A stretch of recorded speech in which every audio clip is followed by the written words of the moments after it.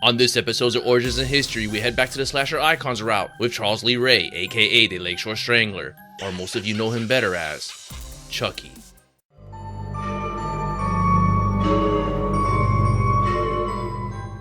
Creator and writer Don Mancini, who was an undergrad at UCLA, wanted to create a dark satire on how marketing merchandising affected children.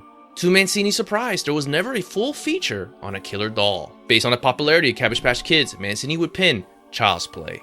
MGM Studios bought the script, brought in director Tom Holland, and Hollywood based the killer doll on the My Buddy doll. And with that, Chucky is born. The voice of Chucky would be handled by the great Brad Dourif. The setting and backgrounds of the movie would take place in Chicago. Special effects would be handled by Kevin Yeager, who wound up marrying, and still is, to lead actress Catherine Hicks, or most of you know her better as Andy's mom. After months of filming, it was time to hit to the movie theaters. Child's Play would be released to a wide audience in November of 1988.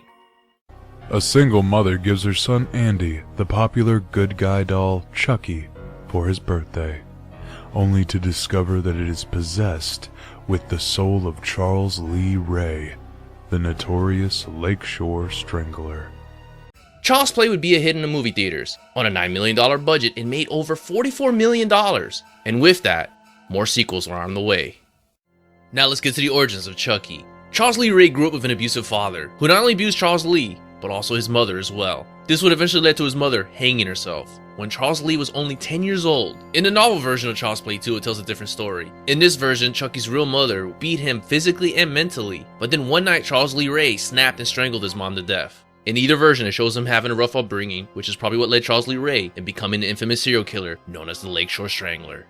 Charles Lee Ray not only became one of the most active, deadliest serial killers, but he also practiced the religion of voodoo.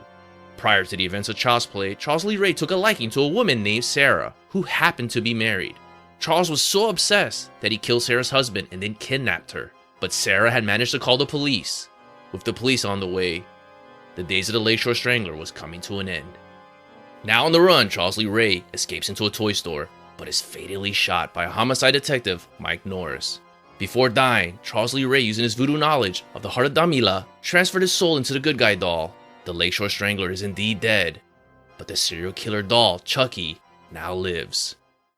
The longer Charles Lee Ray is stuck in Chucky's body, the more human he becomes. Chucky must possess the body of the first person he reveals himself to, or he's stuck in the good guy doll forever. This is where Andy comes into play. Chucky tried to swap bodies with Andy a few times, but all of his attempts failed. During his time as a Lakeshore Strangler, Charles Lee Ray did manage to have a girlfriend named Tiffany. Her backstory is not really given, but during the events when Chucky came around, it took Tiffany about 10 years to find out where or what was left of Charles Lee Ray. Tiffany did some teasing of Chucky becoming a doll, and then Chucky electrocuted Tiffany in the bathtub, transferring her soul into a doll. I don't know about you, but can you smell the love in the air? Chucky will go on to fighting Andy, then trying to swap bodies with Tyler, getting married to Tiffany Ray, and even having a doll kid. Before Mancini put the franchise back on track with Curse of Chucky, it has been announced another sequel is on the way. Chucky last seen performing a body swap with Alice, but then the movie ends, so we don't know if Chucky succeeded or not. But regardless, whatever happened, Chucky will be back.